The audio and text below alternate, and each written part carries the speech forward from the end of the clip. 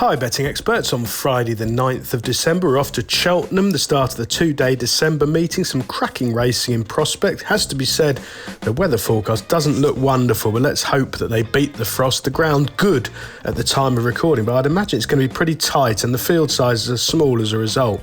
We start off with our betting expert Daily Nap in the 1:15. This is the Cheltenham Novices Limited Handicap Chase.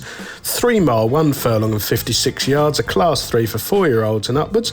Over £8,000 to the winner. They'll be a bit disappointed with the turnout, but some interesting runners, and I think Fergal O'Brien can continue his recent really hot spell. Now, in the last 14 days, at the time of recording, Fergal's had 15 winners at a 37% strike rate. They're absolutely flying again. Art Approval, a tricky ride, gets on well with Paddy Brennan. 3 from 11 over hurdles, all of his best form, I think, coming at Cheltenham.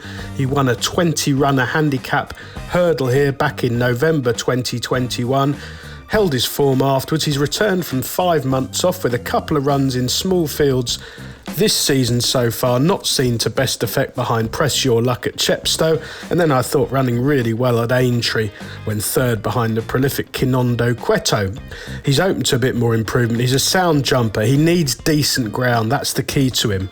And I think in this small field, Paddy Brennan should be able to pounce late. He has got a turn of foot. He's definitely quirky off the bridle, but hopefully Brennan can produce him at the last up the hill, and then he can pull away up the hill.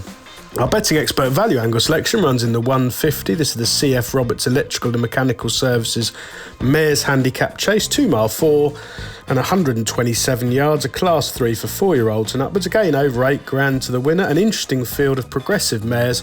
Gezette Bourgeois is the one to side with for me. Now, Ben Case having a little bit of a quiet season. He's 0 from 11 in the last fortnight, but 1 or 2 of them have been running well in defeat.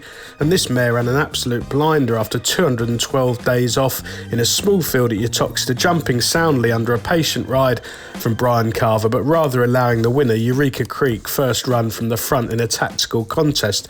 She's a thorough stayer. She's won over 3 mile 2 at Hereford on decent ground. She's won at Stratford on decent ground. These are her absolute conditions. I think she probably does need a bit further, but they should go a really good gallop here. There's a couple of proper front runners in the race, and I'm hoping that Brian Carver can keep her in touch. She's a sound jumper, a thorough stayer, very likeable for pressure, and she can overpower these up the hill.